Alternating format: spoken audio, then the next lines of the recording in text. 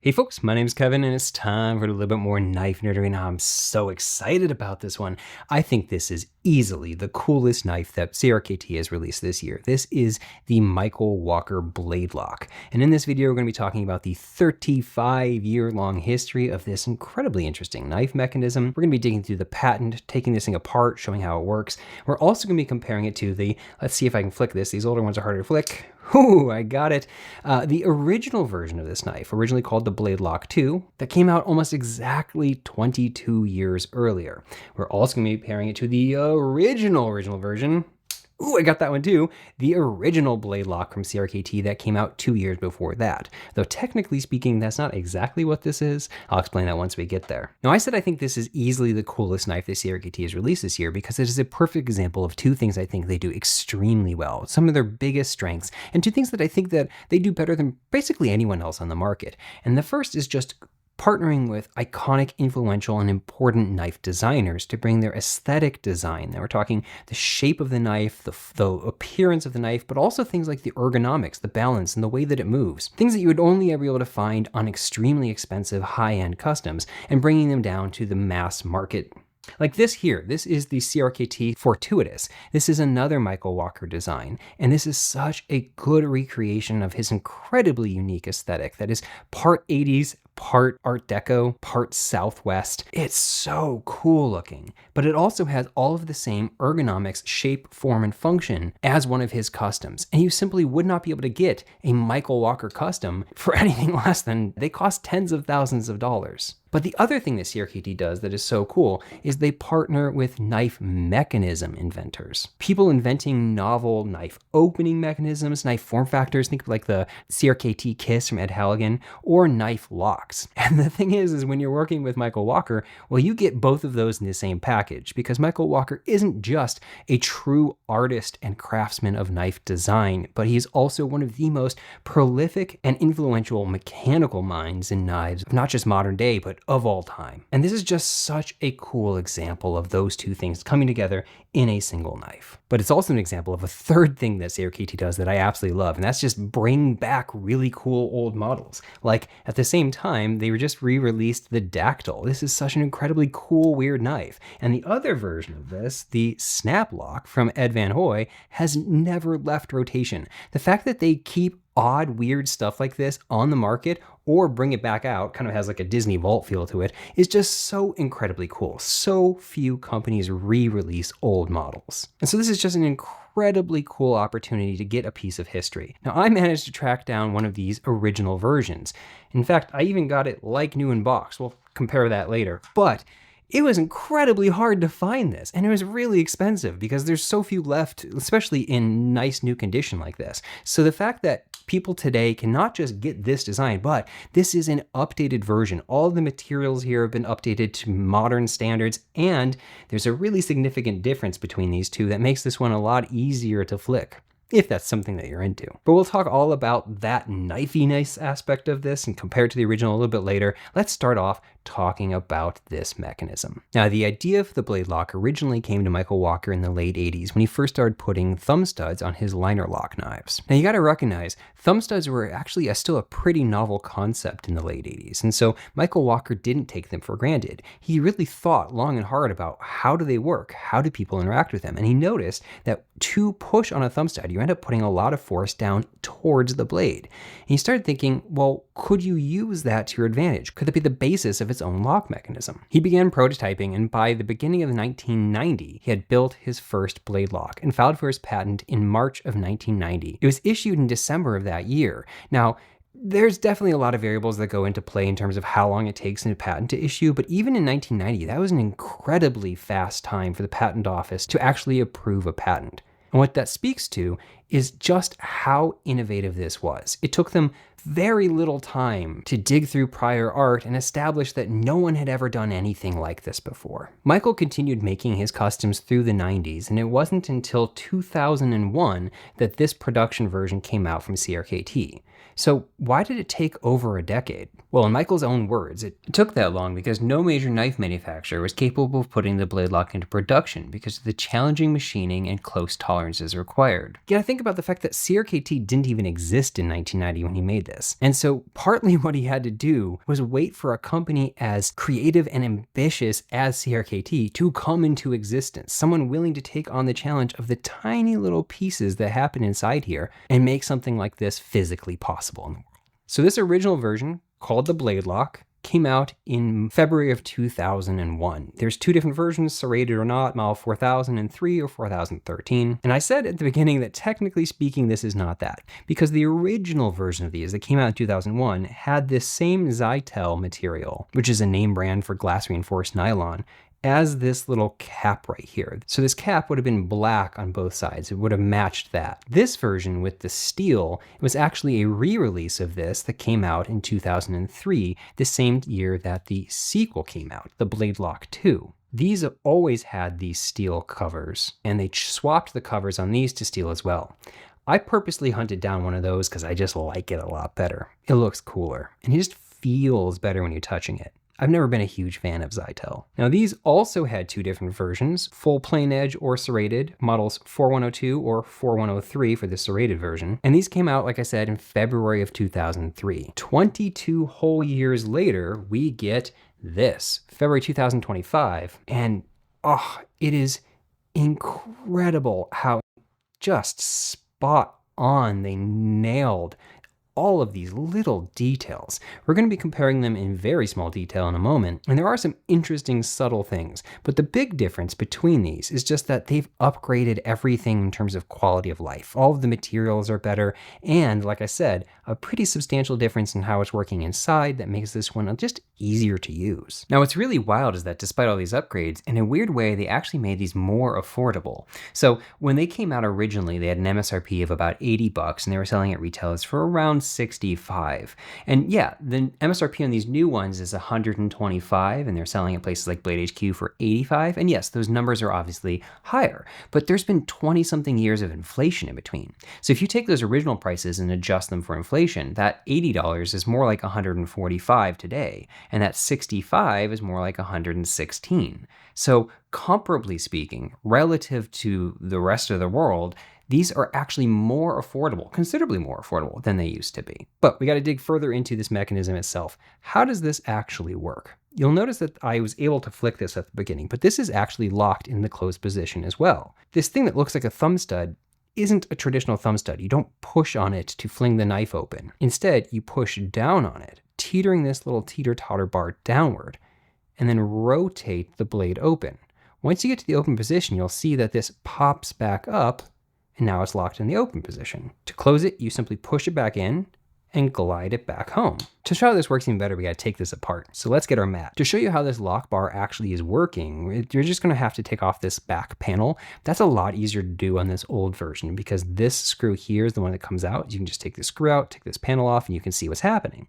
That side is captive. But over here, while this looks like it's double keyed, this is actually a captive pivot. And so this side doesn't actually spin. So to show it on this modern version, you'd have to take apart the entire knife. But this thing that we're about to do is not something you need to do for regular maintenance. So it doesn't really matter. This is just for showcasing. This is a T8. So let's get that out. This back panel here will just kind of pop right off. It's being held on by capillary tension from the oil. And right off the bat, you can see what's going on inside here. There's these two big notches on the reverse side, and there's this bar sticking up into it. That is the back side of this bar right here. This pin right there is a fulcrum, a lever point about which this can teeter-totter. There's a little spring underneath it. It's a literal coil spring. And if you push on it, you're pivoting that about this and lifting that up out of that notch. So it's locked in the closed position, and pushing this in is what pulls that out and allows you to slide forward. Now when we get to the open position, boom, it pops back in again, and we're nice and locked. We'll take a closer look at the shape of that bar once we take the entire thing apart, but for now, just recognize that there is a ramped surface on the outside of that makes this act as a nice, firm, rigid engagement. While I have this open, I want to show you one other really interesting thing. Did you notice this little ball bearing that's embedded right here? That's perfectly aligned with these little holes. This, when you put it back down on top, will pop into one of those holes right there. You can actually see it right there. That's that stud. And that makes it so that this cannot rotate around this. It holds it in place. Now they don't say anywhere what the reason for that is, but my assumption is to help keep the pivot tension. Because if you think about it, if this could spin freely, and you were tightening down this pivot screw here against that, to back out the pivot screw, all you'd really need to do is rotate this. It's so much wider and it's got this chimping on the outside that it'd be really easy to accidentally back your screw out by simply rotating this cover plate. So that's my assumption for why the ball is there. Now to actually take this apart, I'm going to take apart the new one because that's easier to do.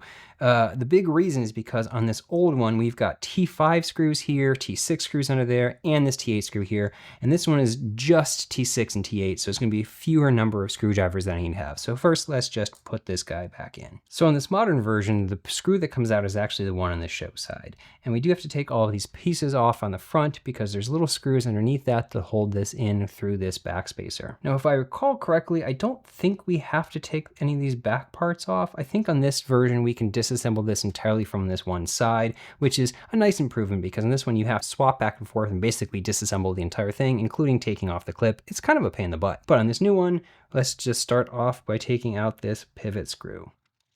Now, just like before, this should just pop right off, and we can see that little tiny ball bearing holding that in place. Now we got to switch down to T6s to take these scale screws out.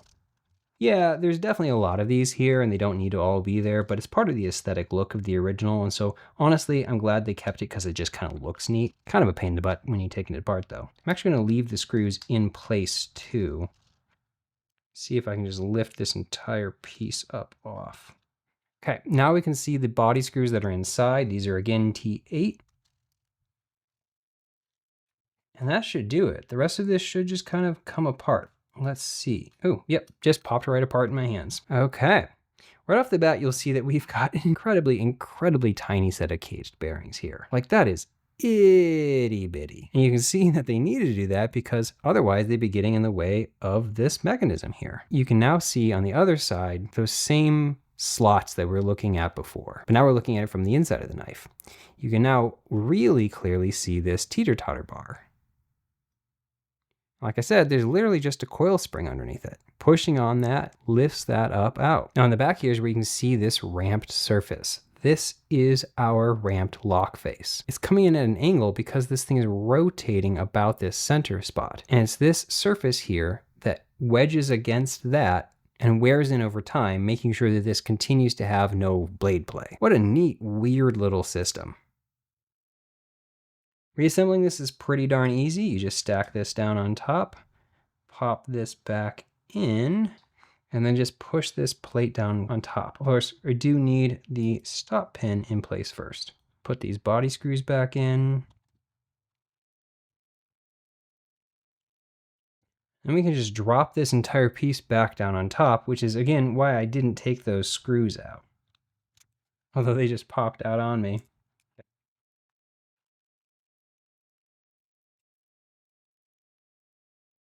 I'll put this plate back on top, turn it until it pops onto one of these little pins. Throw this down in.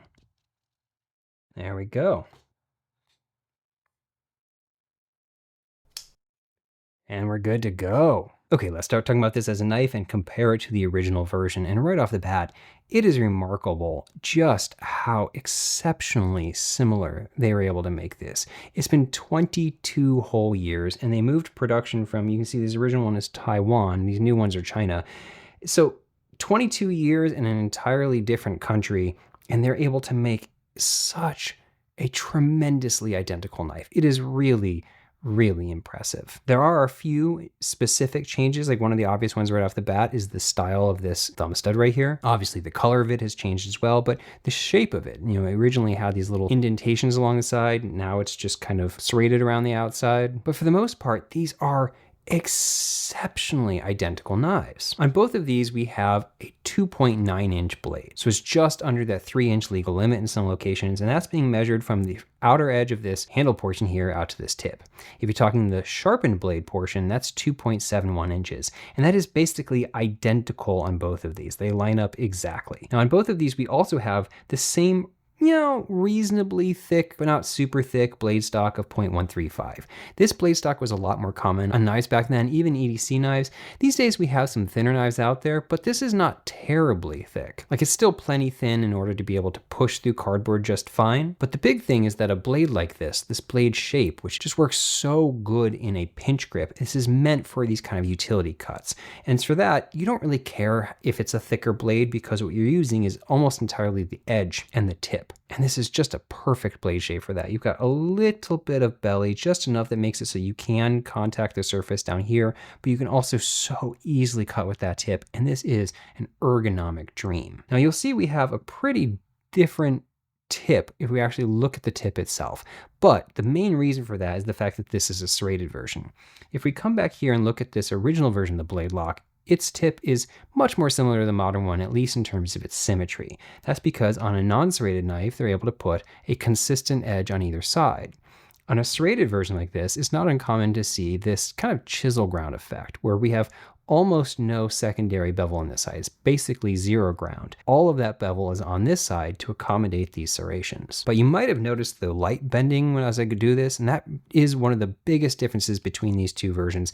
The original was indeed hollow ground, and this new version is a flat grind. But this is not a very deep hollow, and so it's not really going to meaningfully change the cutting performance of these.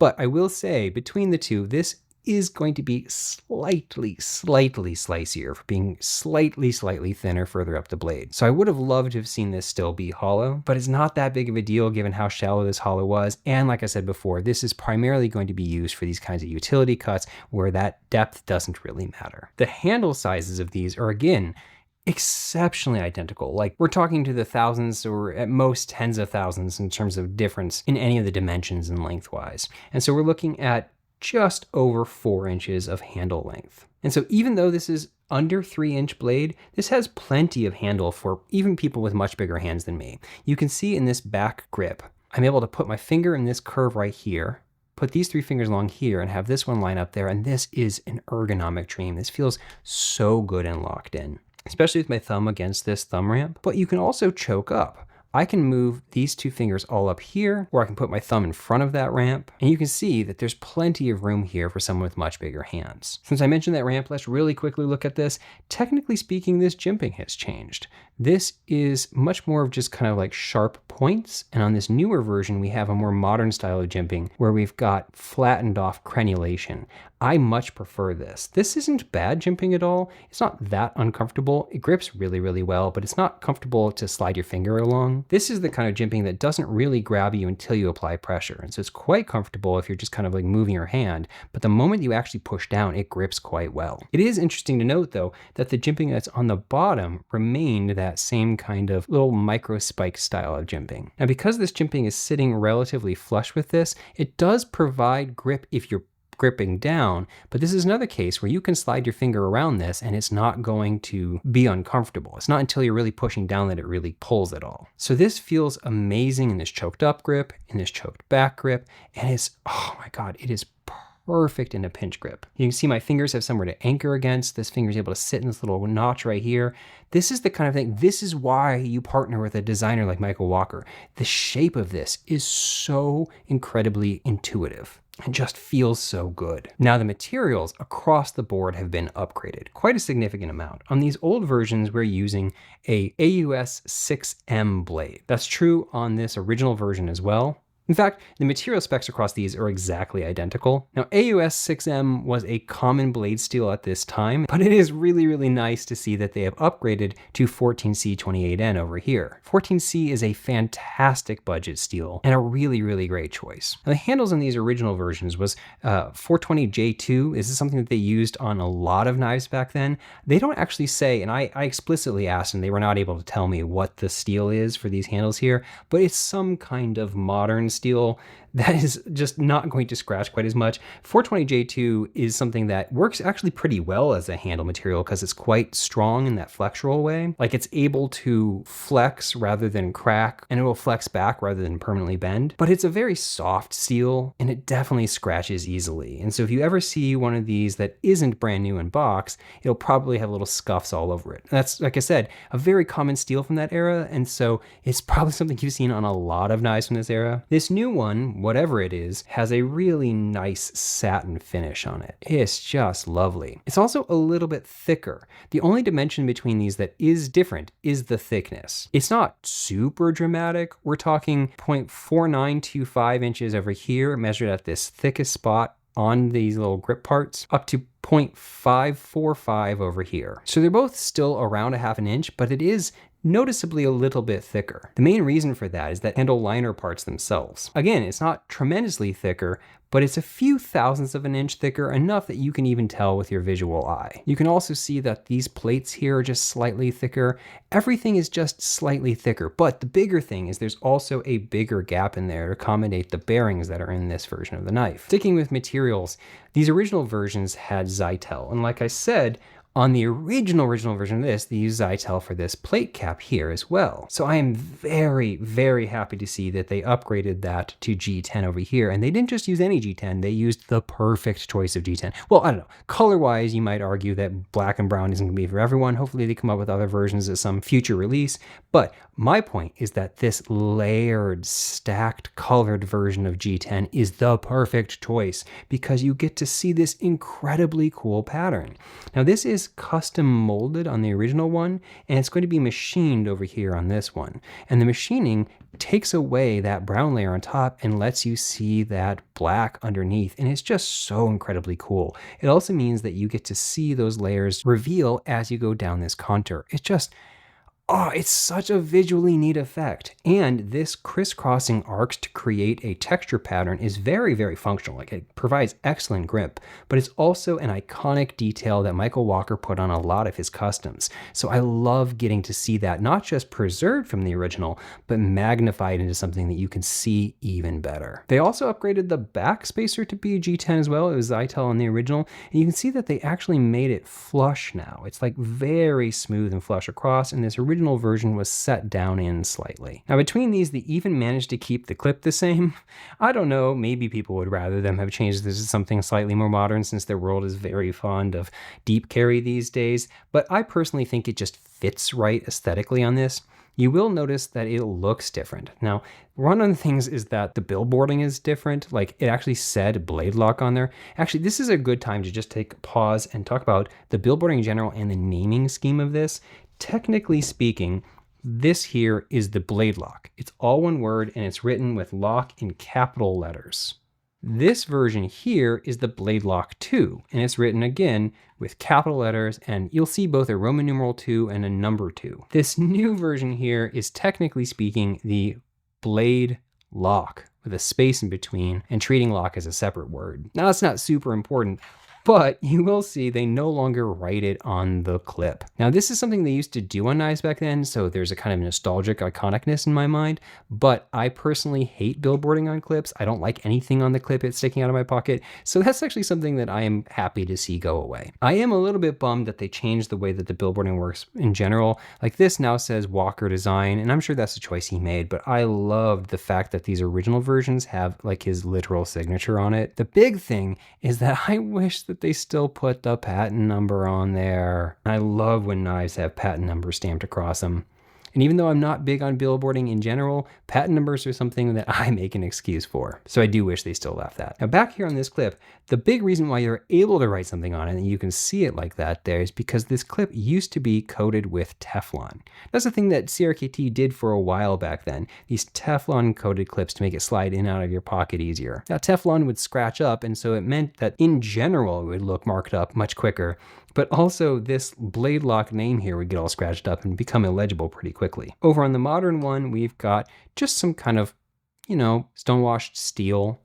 It's nice and shiny, looks nice, fits well. You can see that we've also had these screws, even though the design of them, the number of them, the potentially too many of them is still left over, the actual size of them has been changed. These are T5s.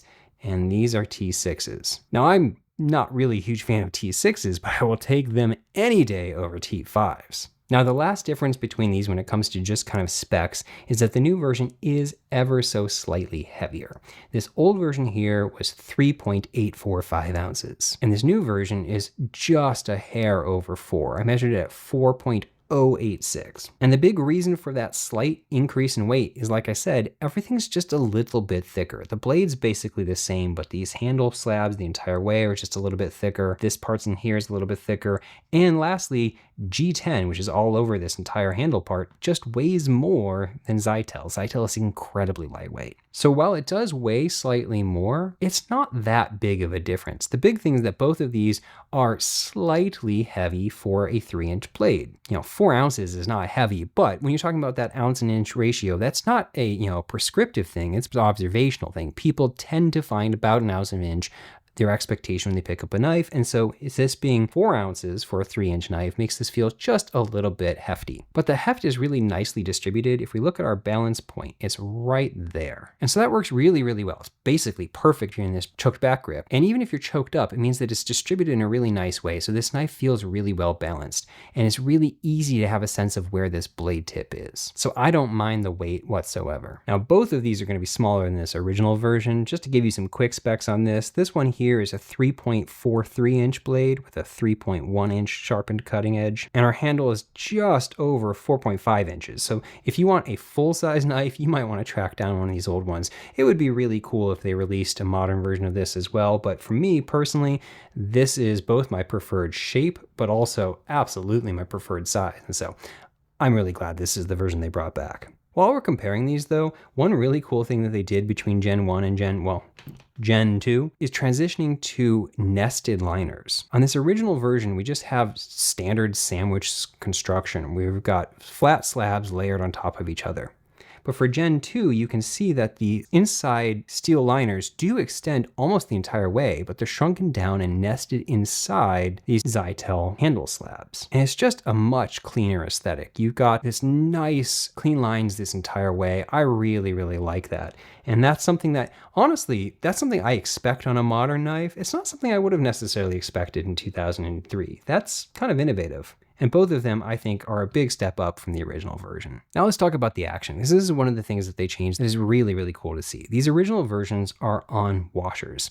And if you take it all the way apart, there's actually a bit of a coating on it. It looks like it's a Teflon coated Foster bronze washer. I'm not sure if that's really what's going on there, but I think that is a thing that they were doing at the time. They make no mention of it in their paperwork. These modern versions, like we saw when we took it apart, are on tiny little caged ball bearings. What that means is that it's just a lot easier to flow this around. Like the actual act of moving this is so much more fluid. And it also means that it's a lot easier to flick. Now this is a knife that is locked in the closed position. So to do that flicking, you have to push this in and then just kind of whip it out. And so having rolling friction of the bearings makes that so much easier to do. On these versions, you really have to have good form and just generally good flicking ability to be able to do it. You can, but you see I also have just a tiny bit of wrist. It's not hard for me to accidentally do that. It's because these are on washers. There's a lot more friction this entire way. It also means that getting this tuned to the right way when you're taking it apart is a lot harder. Finding that balance of something that has no blade play, but that is easy and fluid to do, especially if you're trying to get it to be flickable, that just takes a lot more effort on washers. On the bearing version, it's pretty easy to tune this to a flickable state. Now on both this style and on this original model, there's something that looks a heck of a lot like a front flipper, but it's not. That is simply what meets with the stop pin in the open position. Although technically speaking, if you do slightly open this, you can flick it open. That's even easier on this modern version. Now, when I first saw the prototype of this when I visited CRKT last fall, I asked them why did they keep it locked in the closed position. This is an interesting thing because modern knives, people expect to be able to flick it. And theoretically, you could make this flickable. All you would have to do is take that notch that it's sitting in to lock in the closed position and put a ramped surface against it. Instead of a straight cliff, if you make it ramped, pushing on this would be able to push against the spring tension and basically push it up that ramp and make it so that you could flick it open. It would feel markedly different from a standard detent, but it would work as a detent. Now, they said they didn't do that because they wanted to keep this as authentic as they could to the original design. And honestly, that's probably the right choice. Since this is a design from 22 years earlier and they've kept it so tremendously similar, I think that is the right choice. But theoretically, that is a change they could have made. So I actually talked to Michael Walker and asked him if that's a design choice that he has ever made. And he said, on request. He said over the last 35 years, when making custom blade lock knives, he has had some people request him to put a ramp surface exactly like I just described so that they could flick their knives open. And if someone's willing to pay that much money for a custom directly from him, he's willing to accommodate people. But he said that he personally is not a knife flicker. He doesn't fling his blades out. And so this is also his preferred implementation, something that is even more secure, absolutely cannot open unintentionally, and works really, really well for that nice, smooth, fluid, slow roll approach that he likes when he's opening his own knives. So that could be how you choose to use it too. It's really, really easy to do that. On both of these, the top of the stud has a very similar pattern that makes it very comfortable and easy to have that turn underneath your finger if you do want to do this slow roll approach. And even if you're doing the slow roll, those bearings just make it so smooth and easy. This is a tremendously pleasant knife to open and close. And if you really want to be weird, you can do that. Yeah, so technically if you just pinch it right here, there's plenty of room. You can pinch that with your thumb and forefinger and let that swing down. So this is still a knife you can absolutely play with. So what are my final thoughts? Honestly, I love this knife. I've always loved this knife. I think this mechanism is so incredibly cool. It's a really effective, strong lock, but it's also just a really easy and intuitive to use lock. It might not be intuitive to the average person today with 30 plus years of thumb studs under their belt, and they might not be expecting to push it in. And in that regard, it can almost be like a trick knife to hand to a friend. But the moment that you see how it works, the moment you see pushing that in, it becomes incredibly intuitive. And from that point forward, it's so easy to manipulate. I love the fact that they brought this back out of the archives, and I love that they kept it so exceptionally authentic to the original, down to even the smallest little details. This is the same design, and I love that. And then as a design itself, it's just so good. It feels so good in hand. It looks so nice. It works so well in the various grips, and it's just a solid knife, and it's a beautiful knife. Michael Walker has such cool curves. Everything has such nice and interesting flow to it. There's a reason he is a legend. And this new version is basically just a quality of life improvement compared to the original.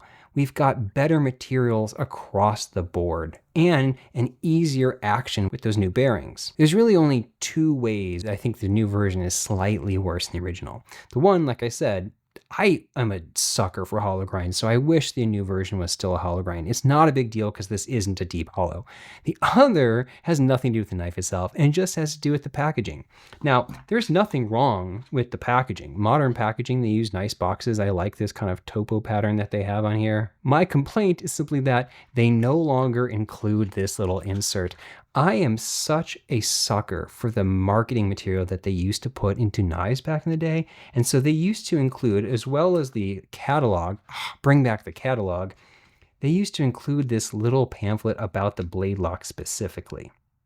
It's got features and specifications of the knife, including all the information like what the HRC is of the AUS 6M. But my favorite part is if we open this up, there's an actual diagram showing what it looks like inside, how it works, informational diagrams on how to use it, and best of all, oh, look at that cute little picture. Isn't that great? I love these little blurbs that they have.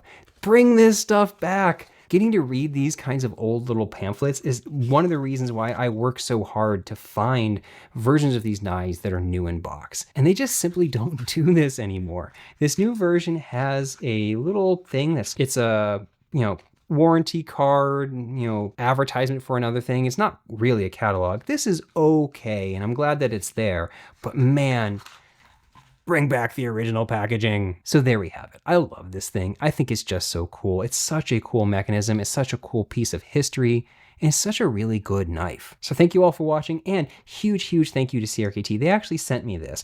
I told them that I managed to track down one of these original versions, and they said that they thought it'd be really cool to do a side-by-side comparison like this. So they actually sent me this and made this video possible. So huge thank you to the folks at CRKT for doing that as well.